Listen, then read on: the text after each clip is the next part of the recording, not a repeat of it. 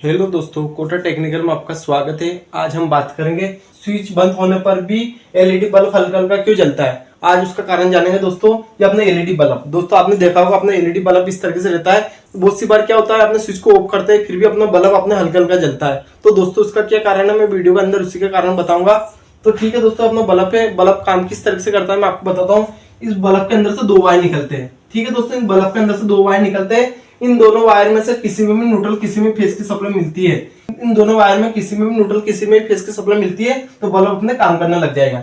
ठीक है दोस्तों, या तो आपको समझ में आ चुका है। अब हम क्या करेंगे, इन दोनों वायर में से किसी भी एक वायर को काट देंगे। तो ठीक है दोस्तों, हमने क्या किया, इन दोनों वायर में से किसी एक वायर को काट दिया। ठीक है दोस्तों, तो इस स्थिति में अपना बल्ब काम नहीं करेगा। तो हम क्या करेंगे, वापस इन दोनों वायर को आगे बढ़ाकर इस तरीके से वापस जोड़ देंगे। ठीक है दोस्तों, इस तरीके से वापस जोड़ने पर अपना बल्ब वापस ऑन हो जाएगा। ठीक है दोस्तों, तो दोस्तों हम जैसे बल्ब के वायर को टच करते हैं तो बल्ब अपने ऑन हो जाएगा, और जैसे बल्ब के वायर को दूर करते हैं, जैसे बल्ब के वायर को दूर करते हैं बल्ब अपने ऑफ हो जाएगा। ठीक है दोस्तों, यहाँ तक आपको समझ में आ चुका है। तो दोस्तों इन वायर को टच करने पर बल्ब अपने ऑन हो रहा है, और ये वायर को दूर करने पर अपना बल्ब अपने ऑफ हो रहा है। ठीक है दोस्तों, अब मैं आपको स्विच का काम बताता हूँ। स्विच के अंदर दो पॉइंट होते हैं तार जोड़ने के लिए। ये अपना वन वे स्विच है। ये वन वे स्विच अपने इस तरीके से रहता है। इसके अंदर तार जोड़ने के लिए दो पॉइंट होते हैं। जैसे हम इसे नीचे की तरफ ऑन करते हैं, जैसे हम इसे नीचे की तरफ ऑन करते हैं तो ये सप्लाई को आउट करने लग जाता है। ठीक है दोस्तों, इसके अंदर कोई पत्ती रहती है, पत्ती के माध्यम से सप्लाई को आउट करने लग जाता है। और जैसे हम स्विच को ऊपर की तरफ दबाते हैं, जैसे हम स्विच को ऊपर की तरफ दबाते हैं इस तरीके से, तो ये सप्लाई को आउट करना बंद कर देता है। तो इस तरीके से पत्ती सप्लाई को आउट करना बंद कर देगी, और इस तरीके से अपने सप्लाई आउट होना बंद हो जाएगी। तो ठीक है दोस्तों, स्विच का काम आप समझ चुके होंगे। तो दोस्तों इन दोनों पॉइंट का आपस में टच करने का काम अपने स्विच का होता है। जैसे हम स्विच को नीचे की तरफ दबाएंगे सप्लाई को आउट करेगा, और जैसे हम स्विच को ऊपर की तरफ दबाएंगे तो सप्लाई को आउट करना बंद कर देगा। ठीक है दोस्तों, तो दोस्तों हम क्या करेंगे, मैंने आपको बताया था इन दोनों वायर को टच करने पर अपना बल्ब ऑन हो रहा है, और इन दोनों वायर को दूर करने पर अपना बल्ब अपना ऑफ हो रहा है। ठीक है दोस्तों, तो हम क्या करेंगे, किसी भी एक वायर को इस तरह से ऊपर की तरफ जोड़ देंगे, और किसी फेस के दूसरे वायर को, किसी भी दूसरे वायर को इस तरह से नीचे जोड़ देंगे। ठीक है दोस्तों, जैसे हम स्विच को नीचे की तरफ दबाएंगे, जैसे हम स्विच को नीचे की तरफ दबाएंगे तो सप्लाई को आउट होने लग जाएगी, और जैसे हम स्विच को ऊपर की तरफ दबाएंगे सप्लाई अपने आउट होना बंद हो जाएगी, तो बल्ब अपना ऑफ हो जाएगा। ठीक है दोस्तों, तो दोस्तों आप बल्ब और स्विच का काम जान चुके होंगे। तो दोस्तों जैसे हम स्विच को ऑन करेंगे सप्लाई आउट होने लग जाएगी, और जैसे स्विच को ऑफ करेंगे तो सप्लाई आउट होना बंद हो जाएगी, बल्ब अपने इस स्थिति में अपने ऑफ रहेगा। तो ठीक है दोस्तों, मैं आपको डायग्राम बनाकर आपको इसका कारण बताता हूँ। तो ठीक है दोस्तों, मैंने डायग्राम बना दिया है। अब मैं आपको समझाने की कोशिश करता हूँ किस तरीके से ये हल्का हल्का जलता है। इसका कारण इसी के अंदर छुपा हुआ है। तो इसमें क्या है दोस्तों, ये अपने न्यूट्रल की सप्लाई डायरेक्ट अपने फैन को मिली है, उसी तरीके से बल्ब को मिली है, अपने इस तरीके से अपने 5 पिन सॉकेट के अंदर आ चुकी है। ठीक है दोस्तों, और अपने फेज की सप्लाई क्या किया, फेज वाली सप्लाई ये अपने स्विच के निचले पॉइंट में, तीनों में अपने 3 स्विच है इसके अंदर, तो तीनों में हमने फेज की सप्लाई को जोड़ दिया। ठीक है दोस्तों, तो दोस्तों ये काम किस तरीके से करेगा मैं आपको बताता हूँ। जैसे हम स्विच को नीचे की तरफ दबाएंगे, जैसे हम स्विच को नीचे की तरफ दबाएंगे सप्लाई को आउट करेगा, और बल्ब को अपने 220 वोल्ट की इधर से सप्लाई मिल जाएगी, और इधर से अपने न्यूट्रल की सप्लाई मिल चुकी है, तो फैन अपने काम करने लग जाएगा। ठीक है दोस्तों, उसी तरीके से जैसे स्विच को अपने नीचे की तरफ दबाएंगे, जैसे हम स्विच को नीचे की तरफ दबाएंगे तो सप्लाई को आउट करने लग जाएगा, जिसके माध्यम से 220 वोल्ट की सप्लाई इधर की तरफ आ जाएगी। ठीक है दोस्तों, और न्यूट्रल की सप्लाई तो पहले मिल चुकी थी, और न्यूट्रल की सप्लाई तो पहले मिल चुकी थी, तो बल्ब अपना ऑन हो जाएगा। ठीक है दोस्तों, जैसे स्विच को ऑफ करेंगे इस सप्लाई को आउट करना बंद कर देगा, जिससे ओनली बस अपने न्यूट्रल की सप्लाई बल्ब तक पहुंचेगी, और फेज वाली सप्लाई इधर ही बीच में अपना कट जाएगी स्विच के माध्यम से। ठीक है दोस्तों, और जैसे आप ऑन करेंगे तो सप्लाई आउट करने लग जाएगा, बल्ब अपना ऑन हो जाएगा। जैसे हम स्विच को ऑन करेंगे तो फेज वाली सप्लाई बल्ब तक पहुंचेगी, जैसे हम स्विच को ऑफ करेंगे तो फेज वाली सप्लाई बल्ब तक नहीं पहुंचेगी, और जिससे अपना बल्ब काम नहीं करेगा। ठीक है दोस्तों, तो दोस्तों ये वायरिंग का तरीका सही है। अब मैं आपको इसके अंदर बताता हूँ, यही कारण रहता है अपना बल्ब हल्का हल्का जलता है। दोस्तों इसी के अंदर आपको पता चल जाएगा अपना बल्ब हल्का हल्का क्यों जलता है। ठीक है दोस्तों, तो इसके अंदर क्या हुआ, फेज वाला वायर को, इसके अंदर क्या हुआ, फेज वाला वायर को इस तरीके से डायरेक्ट अपने फैन को दे दिया, उसी तरीके से बल्ब को भी फेज वाला वायर दे दिया, वो अपने 5 पिन सॉकेट के अंदर भी फेज की सप्लाई आ चुकी है, वो इसके अंदर न्यूट्रल वाली सप्लाई अपने स्विच के निचले पॉइंट में जोड़ा है।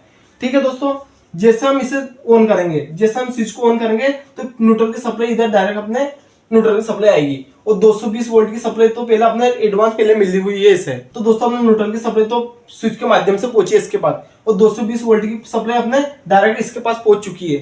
ठीक है दोस्तों, तो इस स्थिति में जैसे इसे ऑन करेंगे तो ये अपने न्यूट्रल की सप्लाई पहुंचेगी, और इधर अपने फैन चालू हो जाएगा, और ये 220 वोल्ट की सप्लाई इसे परमानेंट अपने मिल चुकी है।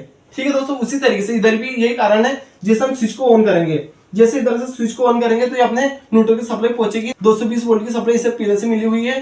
तो दोस्तों इस बोर्ड के अंदर अपने न्यूट्रल की सप्लाई को कट कर रहा है। दोस्तों इस बोर्ड के अंदर अपने न्यूट्रल की सप्लाई को कट कर रहा है, और इसके अंदर अपने फेज की सप्लाई को कट कर रहा है। इसके अंदर अपना परमानेंट 220 वोल्ट की सप्लाई है फेस वाली, और इसमें अपने न्यूट्रल की सप्लाई है परमानेंट। तो ठीक है दोस्तों, आपको समझ में आ चुका है। तो दोस्तों इसके अंदर अपने फेस की सप्लाई को कट कर रहा है स्विच, और इसके अंदर अपने स्विच न्यूट्रल की सप्लाई को कट कर रहा है। ठीक है दोस्तों, तो ठीक है दोस्तों, आपको ये चीज समझ में आ चुकी है। अब मैं आपको बताता हूँ कोई भी उपकरण को चलाने के लिए अपने न्यूट्रल फेस की जरूरत रहती है। ठीक है दोस्तों, कोई भी उपकरण को चलाने के लिए अपने न्यूट्रल फेस की सप्लाई की जरूरत रहती है। अगर उसे कहीं से भी अपने न्यूट्रल फेस की सप्लाई मिलती है तो बल्ब अपने काम करने लग जाएगा। ठीक है दोस्तों, कोई भी उपकरण हो, बल्ब हो, फैन हो, कोई भी उपकरण हो, तो अपना काम करने लग जाएगा। तो ठीक है दोस्तों, यहाँ तक आप समझ चुके हैं। तो दोस्तों इसका रीजन बताता हूँ मैं, इसका हल्का हल्का जलने का रीजन क्या होता है। दोस्तों इसे अपने परमानेंट फेस की सप्लाई मिल चुकी है, और इस स्विच के माध्यम से अपने न्यूट्रल की सप्लाई कट हो रही है। इसमें अगर कहीं से भी अपने न्यूट्रल की, अगर इस स्विच को अपने कहीं से भी अपने अर्थ की सप्लाई मिलती है तो बल्ब अपने ऑन हो जाएगा। क्योंकि दोस्तों आपको पता है अपने अर्थ या न्यूट्रल दोनों चीजों से अपने बल्ब अपने काम करना लग जाएगा। ओनली बस अपने फेस की सप्लाई की जरूरत रहती है, और कहीं से भी अपने अर्थ वाली सप्लाई या न्यूट्रल वाली सप्लाई मिलती है तो उपकरण अपने काम करने लग जाएगा। तो बहुत सी बार क्या होता है, तो ये समस्या अपने बरसात में अधिकतर आती है। तो ये इसमें फेस की सप्लाई तो परमानेंट बल्ब को मिल रही है, तो इसमें फेस की सप्लाई परमानेंट बल्ब को मिल रही है, और न्यूट्रल की सप्लाई अपने स्विच के माध्यम से कंट्रोल हो रही है। तो दोस्तों मैं आपको इसका कारण बताता हूँ। बरसात के टाइम पे अपनी दीवारें गीली हो जाती है। ठीक है दोस्तों, दीवारें जैसे गीली होती है तो दोस्तों आपने एक और चीज नोट करी होगी, जहां पर अपना बोर्ड रहता है, उसके पीछे की तरफ अपने प्लास्टर नहीं रहता दीवार के अंदर। ठीक है दोस्तों, तो दोस्तों अपने कहीं से भी अपने बरसात के कारण से दीवार के अंदर नमी आ जाती है, तो दोस्तों इसे कहीं से भी अपने अर्थ वाली सप्लाई मिलती है, बल्ब अपने जलने लग जाएगा। तो दोस्तों इसका यही कारण है, कहीं से भी इसे अर्थ वाली सप्लाई मिलती है या न्यूट्रल की सप्लाई मिलती है तो बल्ब अपने ऑन हो जाता है, और बरसात के अंदर दीवारों में नमी आ जाती है, जिसके कारण से अपने बल्ब अपने उजाला देने लग जाता है, बल्ब अपना हल्के हल्के जलने लग जाता है। दोस्तों ये तरीका अपना गलत है। इसका गलत तरीका क्यों है दोस्तों, क्योंकि हमेशा अपने फेस की सप्लाई स्विच के अंदर दी जाती है, जिसके माध्यम से अपने फेस वाली सप्लाई कट होती है। जैसे ये नियम अपने सही है, तो दोस्तों इसके अंदर अपने स्विच के माध्यम से फेस की सप्लाई कट हो रही है, और इसके अंदर अपने न्यूट्रल की सप्लाई कट हो रही है। जैसे दोस्तों बहुत सी बार क्या होता है, जैसे अपने फैन नहीं चल रहा है तो हम जैसे हम इसे उतारने जाएंगे, तो हमें करंट भी लग सकता है, क्योंकि दोस्तों इसके अंदर अपने फेस की सप्लाई आ रही है। ठीक है दोस्तों, क्योंकि दोस्तों इसके अंदर अपने फेस की सप्लाई आ रही है, इसलिए हमेशा अपने फेस की सप्लाई को नीचे की तरफ देना चाहिए।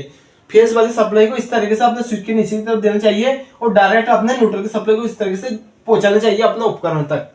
तो दोस्तों इस तरीके से अपने फेस की सप्लाई कट होती है, तो ये अपने इसके पास तक अपने फेस की सप्लाई नहीं पहुंचेगी, और ये अगर इससे न्यूट्रल की सप्लाई कट होगी तो फेस की सप्लाई इसके पास परमानेंट रहेगी, तो जिसके कारण से बल्ब भी अपना ऑन हो जाएगा, तो हमें भी इस स्थिति में अपना करंट लग सकता है। तो दोस्तों अपने सेफ्टी के आधार पर भी ये तरीका गलत है। यह नियम अपने सही है, नियम के अनुसार अपना वायरिंग करना चाहिए। मैंने आपको नॉर्मल तरीके से बोर्ड बनाना बताया था, उसके अंदर मैंने बता रखा है अपना हाउस वायरिंग के 3 नियम रहते हैं, उन तीनों नियम के आधार पर आप वायरिंग करोगे तो कोई भी अपना गलत नहीं हो सकता है। तो हमेशा अपने फेस वाली सप्लाई स्विच के निचले पॉइंट में डालना चाहिए। तो ठीक है दोस्तों, आपको कंफ्यूजन दूर हो चुका होगा। फिर भी आपको इस वीडियो के अंदर कोई कंफ्यूजन है तो वीडियो पे कमेंट कीजिए। अगर दोस्तों आपको वीडियो अच्छी लगी तो वीडियो को लाइक कीजिए, साथ में एक प्यारा सा कमेंट भी कीजिए, जिससे मेरा हौसला बढ़ सके। और मेरे इस चैनल पर आपको house wiring, motor wiring, AC, fridge, RO, washing machine, deep freezer सभी का कोर्स बारी से कराऊंगा, साथ में प्रैक्टिकल के साथ करके बताऊंगा। और दोस्तों मैं आपको एक और चीज बताता हूँ, आपको दिवाली बाद आपको ऑफलाइन क्लास करने का मौका मिल जाएगा। जिसको भी house wiring, motor wiring, AC, fridge, RO, washing machine, deep freezer किसी भी चीज का काम सीखना है तो आप यहाँ आकर आसानी से काम सीख सकते हैं। मैं आपको कम से कम फीस में आपको काम सिखाने की गारंटी लेता हूँ। दोस्तों मैं आपको फुल प्रैक्टिकल के साथ काम सिखा कर यहाँ से भेजूंगा।